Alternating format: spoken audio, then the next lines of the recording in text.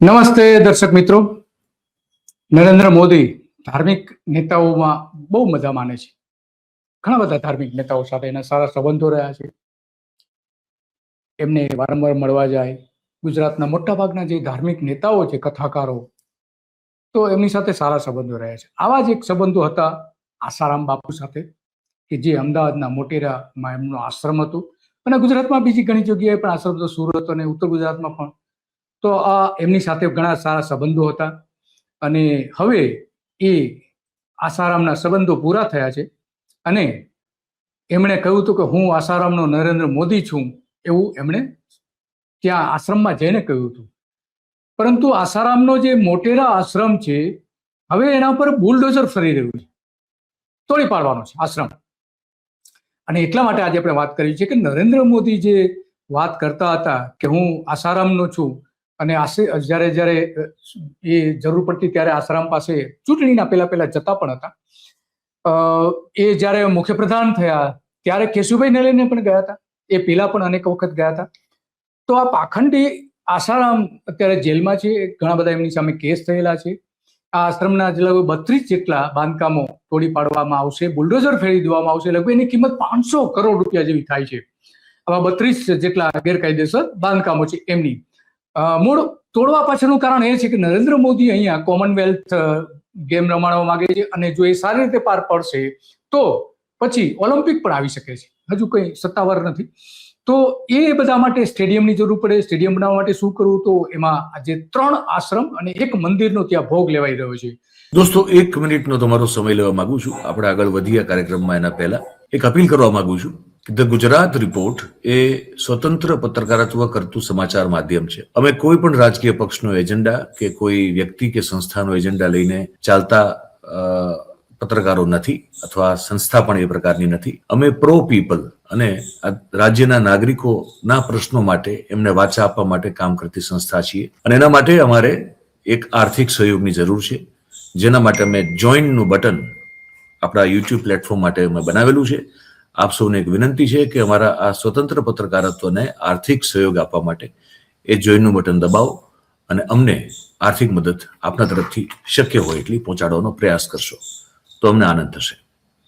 Thank you very much. હવે આપણે આગળનો કાર્યક્રમ જે છે એ જોઈએ. તો આ મૂળ વાત એની પાછળનું એનું કારણ છે. અગાઉ મ્યુનિસિપલ કોર્પોરેશને નોટિસ પણ આપેલી હતી, અને એની જે ઇમ્પેક્ટ ફી હતી, ઇમ્પેક્ટ ફી પણ મંજૂર કરી હતી. તો આવું પણ થયું હતું. તો ભાજપે આસારામને છોડી મૂકવા માટે અગાઉ માગણી પણ કરી હતી. ભાજપના અનેક નેતાઓ ચૂંટણી મત મેળવવા માટે જતા હતા. પ્રદેશ પ્રમુખો, મોટાભાગના પ્રદેશ પ્રમુખો નરેન્દ્ર મોદીના સમયમાં હતા ત્યારે કેશુભાઈ પટેલ અને ભૂપેન્દ્ર ચુડાસમા પણ ત્યાં જતા હતા. વજુભાઈ વાળા પણ દેખાય છે ઘણા વિડીયોમાં. તો આ મૂળ વાત છે કે એક સમયે મતની જરૂર હતી ત્યારે આજ નરેન્દ્ર મોદી એમની આશ્રમમાં જતા હતા. જોઈએ જ્યારે એ મોદી સીએમ બન્યા કે તરત જ ત્યાં ગયા હતા. જોઈ સાંભળી. એ મહાન પરંપરાની એક અમૂલ્ય કડી છે, અને 21મી સદીના આરંભમાં આપ જુઓ એવું તે શું કારણ છે કે લાખોની મેદની ગાંડી થાય છે. અને અહીં જ નહીં, મેં તો પૂજ્ય બાપુને હરિયાણામાં ખૂણામાં બેસીને સાંભળ્યા છે, પંજાબમાં સાંભળ્યા છે, રાજસ્થાનમાં સાંભળ્યા છે, ઉત્તર પ્રદેશના ગલિયારાઓમાં સાંભળ્યા છે. સમગ્ર રાષ્ટ્રમાં એક નવી ચેતના જાગી છે. સામૂહિક સત્સંગ એનો એક નવો પ્રવાહ શરૂ થયો છે. મને લાગે છે કે 21મી સદીમાં ભારતને જે જવાબદારી નિભાવવાની છે, જે ભૂમિકા નિભાવવાની છે, એની પીઠિકા તૈયાર કરવાનું કામ ફરી એકવાર પૂજ્ય આસારામ બાપુ જેવા અનેક ઋષિઓ મનીષીઓ કરી રહ્યા છે. આધ્યાત્મના અધિષ્ઠાન પર તૈયાર થયેલી આ પીઠિકાને કારણે ભલે હું રાજનીતિક ક્ષેત્રમાં હોઉં, પણ મારો અપાર વિશ્વાસ છે કે આ રાષ્ટ્ર ફરી એકવાર વિશ્વબંધ બનશે. પૂજ્ય બાપુના આશીર્વાદથી જે જગ્યાએ મને કામ કરવાની જવાબદારી મળી છે, સંતોની શિક્ષાને કારણે, દીક્ષાને કારણે, આધ્યાત્મિક જીવન પ્રત્યે આદર હોવાને કારણે મને જે જવાબદારી મળી છે, હું પૂજ્ય બાપુના ચરણોમાં નતમસ્તક થઈને કહું છું કે આપના આશીર્વાદમાં સામર્થ્ય છે.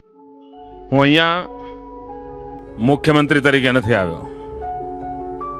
ફક્ત ને ફક્ત તમારો નરેન્દ્ર મોદી, પૂજ્ય આશારામ બાપુનો નરેન્દ્ર, એમના ચરણોમાં આશીર્વાદ માટે લેવા આવ્યો છે. એનાથી વિશેષ કશું જ નહીં. ફરી એકવાર સૌનો ખૂબ ખૂબ આભાર. હરિઓમ. તો હરિઓમ પણ કે છે, છેલ્લે છેલ્લે હરિઓમ આશીર્વાદ પણ કહે માટે છે. લેવા આવ્યો છે. એટલા માટે એ વાત આપણે કેવું પડે, હરિઓમ પણ કે છે. તો મૂળ એ વાત છે કે અહીંયા જે 3 જેટલા આશ્રમો છે એ પણ તોડી પાડવાની નોટિસો અગાઉ પણ આપી ચૂકી છે, કે જિલ્લા કલેક્ટરે આપી છે, એક મંદિર પણ છે. કારણ કે ઓલિમ્પિકમાં જે કંઈ ખર્ચ થવાનું છે એમાં લગભગ 5 લાખ કરોડનું અંદાજવામાં આવે છે, બધું થઈને જે ખર્ચ થવાનું છે. તો એટલા માટે અહીંયા મોટેરામાં લગભગ 650 એકર જમીન પર રમતગમતના મેદાનો, આવાસ, રહેવા માટે ખેલાડીઓને રહેવા માટેના મકાનો, ઓલિમ્પિકનો માસ્ટર પ્લાન પણ એના માટે બનાવવામાં આવ્યો છે. મોટેરા, સુગડ, ભાટ, કોટેશ્વર એમ 4 ગામોની કુલ 650 એકર જમીનનું સંપાદન થવાનું છે. તો આ 5 લાખ કરોડનું ખર્ચ થશે, પણ ગુજરાતમાં તો 33% ગરીબી છે. તો આ મૂળ વાત એટલા માટે છે કે ત્યાં 280 એકરનું જે જમીનમાં સ્પોર્ટ્સ કોમ્પ્લેક્સ બનશે, રમતગમતના સ્ટેડિયમ બનશે, પ્રેક્ટિસ માટેના સ્પોર્ટ્સ સુવિધાઓ ઊભી કરવામાં આવશે. 240 એકરમાં ઓલિમ્પિક વિલેજ બનાવવામાં આવશે, જેમાં ખેલાડીઓ, કોચ, સ્પોર્ટ્સનો સ્ટાફ પણ રહેશે. ઉપરાંત સાબરમતી નદી કાંઠે 50 એકરમાં ઇન્ફ્રાસ્ટ્રક્ચર કોમ્પ્લેક્સ પણ બનાવવામાં આવશે. તો આ બધી વાત છે અને એટલા માટે આપણે કરવી પડે છે. કલેક્ટરે એની નોટિસ પણ અગાઉ આપી ચૂકી હતી અને હવે અમદાવાદ મ્યુનિસિપલ કોર્પોરેશને પણ આ નોટિસ આપી છે. મોટેરા આશ્રમમાં શરત ભંગની લગભગ 34,000 ચોરસ મીટર જમીન પરત લેવાની થતી હતી. બધાને જે નોટિસ આપવામાં આવી હતી, ફરીથી એ કાર્યવાહી ચાલુ કરી છે. એમાં ઉપરાંત જે બીજી 2 સંસ્થાઓ છે એની 93,000 ચોરસ મીટર જમીન લગભગ થાય છે. તો આસારામની જમીન 34,000 ચોરસ મીટર જમીન, ભારતીય સેવા સંઘની 81,000 ચોરસ મીટર જમીન, સદાશિવ પ્રજ્ઞા મંડળની 12,000 ચોરસ મીટર જમીન આ રીતે પરત મેળવવાની થાય છે. જોઈએ આપણે મોદી સાહેબે બીજું પણ શું કહ્યું હતું. बापू के आशीर्वाद मुझे मिलते रहे हैं.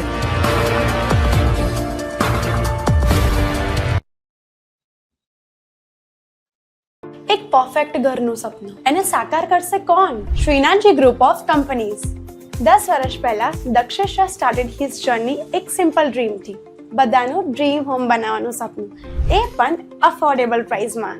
2015 થી હજારો ફેમિલીઝનું સપનું પૂરું કર્યું છે. તો તમે કેમ પાછળ રહી જાઓ?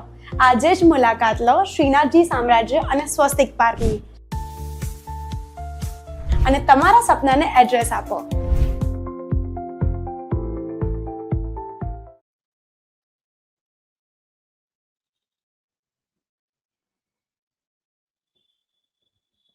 नाम दिया मैंने, मोदी मल का है. मल मतलब मजबूत. मजबूत हो मतलब कुछ न कुछ बोझा रखने का इरादा है. હું પૂજ્ય બાપુના ચરણોમાં નતમસ્તક થઈને કહું છું કે આપના આશીર્વાદમાં સામર્થ્ય છે, આપની પ્રેરણામાં સામર્થ્ય છે. એટલે એમની પ્રેરણામાં સામર્થ્ય છે એવું નરેન્દ્ર મોદી કહી રહ્યા છે. અને હવે એનો જ આશ્રમ તૂટી રહ્યો છે, આસારામનો આશ્રમ તૂટી રહ્યો છે. અને એટલા માટે પણ આ અત્યંત ગંભીર બાબત માનવામાં ભગવતે વાસુદેવાય વાસુદેવાય ઇષ્ટદેવાય ભક્તિ દેવાય પ્રીતિ દેવાય પ્રીતિ દેવાય આનંદ દેવાય આનંદ દેવાય માધુર્ય દેવાય માધુર્ય દેવાય ઓમ નમો ભગવતે વાસુદેવાય ઓમ નમો ભગવતે વાસુદેવાય ઓમ નમો. આ કેવું સંગમ છે! ધર્મ સત્તા રાજ સત્તા જયારે મળે ને તો પ્રજાનો બેડો પાર થઈ ગયો. સમજો, હું કેદું ન કેતો ભાઈ, કેદું ન કેતો, પણ હવે મને મારો શિવો મળ્યો. સમર્થ રામદાસ ના વચન. નારાયણ નારાયણ. ताकत का दुरुपयोग करते हुए बापूजी को फंसवाया। एक छोटा सा मात्र हल है, उनको उनकी लोकसभा में हरवा दिया जाए। आप लिख लीजिए, 24 घंटे में बापूजी बाहर आ जाएंगे किसी भी संसदीय क्षेत्र में। और अगर वो क्षेत्र में अपने संसदीय क्षेत्र में, और अगर वो सकता है अपने संसदीय क्षेत्र भाई हार सकता है, अपने भाई हार सकता है, अपने भाई हार सकता है अपने संसदीय क्षेत्र में। और अगर वो हारा, मैं गारंटी करता हूं दूसरे दिन बापूजी बाहर आ जाएंगे। किसी तीसरे ने नहीं फंसाया। ईसाई मिशनरियों की औकात नहीं है कि बापूजी पे हाथ डाल देती। मैं आपको प्रमाण देता हूं, चैलेंज करके कहता हूं, आप अमित शाह के साथ मेरी मीटिंग करा दो 1 to 1 5 आदमियों के साथ। अमित शाह क्या बोलता सुन लेना। बोलेंगे इस विषय पे बात मत करो, हम नहीं सुनना चाहते ना, आपके वोट चाहिए हमें। તો આ પણ વાત છે, સાધુ સંતો જે વિરોધ કરે છે એ પણ એમાં આપણે જોઈ શકીએ છીએ. આ આશ્રમ છે એમાં સ્પષ્ટપણે સ્ટેડિયમની બરાબર નરેન્દ્ર મોદી જે સ્ટેડિયમ છે વિશ્વનું સૌથી મોટું, એના પાછળના ભાગમાં બરાબર ગ્રીન કલરથી પાછળ જે એરો બતાવ્યો છે ત્યાં આ આસારામનો આશ્રમ છે. સાબરમતી નદીના બરાબર કાંઠે એ આશ્રમ છે. આ જોઈ શકાય છે આ આશ્રમની જે જગ્યા છે. સંત સાતી આશ્રમ પણ છે ત્યાં, અને બીજા પણ આ બધા આશ્રમો પણ છે.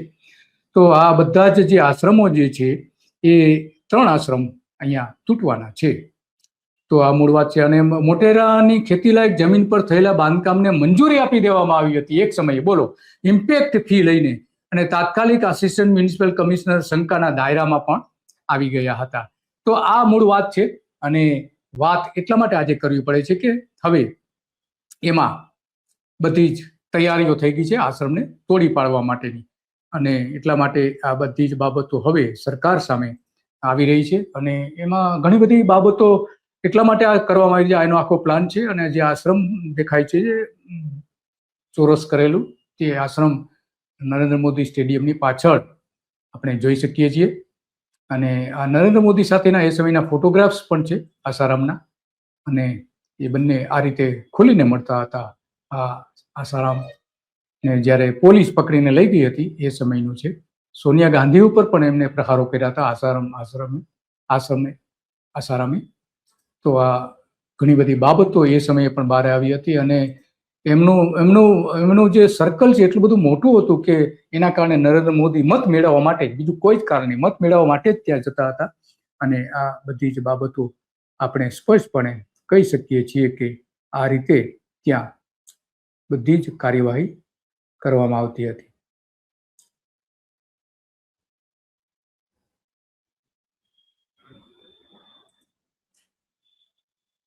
તો મૂળ આ વાત છે કે જ્યારે એમની સામે विशेष ફરી એકવાર સૌનો ખૂબ ખૂબ આભાર. હરિઓમ. તો આવા અનેક એમના बापू के आशीर्वाद मुझे मिलते रहे हैं. તો આ મોદી હતા એક સમયના કે જેમના ભક્ત હતા. આજ મોદી એમને આસારામને પસંદ નથી કરતા. કાલચક્રમાં એટલા માટે જ આપણે વાત કરી આજે કે હવે આસારામનો આશ્રમ પર તોડી પડાશે. જે એક સમયે નરેન્દ્ર મોદી પોતે એવું કહેતા હતા કે હું આસારામનો નરેન્દ્ર મોદી ભક્ત આસારામનો ભક્ત છું, એવું પણ વારંવાર કહી ચૂક્યા હતા. અને એટલા માટે આજે આપણે કાલચક્રમાં કહેવું પડે છે કે એક સમય નરેન્દ્ર મોદી જેના ભક્ત હતા એ જ આશ્રમ હવે તૂટી રહ્યો છે. આજે બસ આટલું જ, અને આવી જ બાબતો ઉપર આપણે ચર્ચા કરતા રહીશું. નમસ્તે.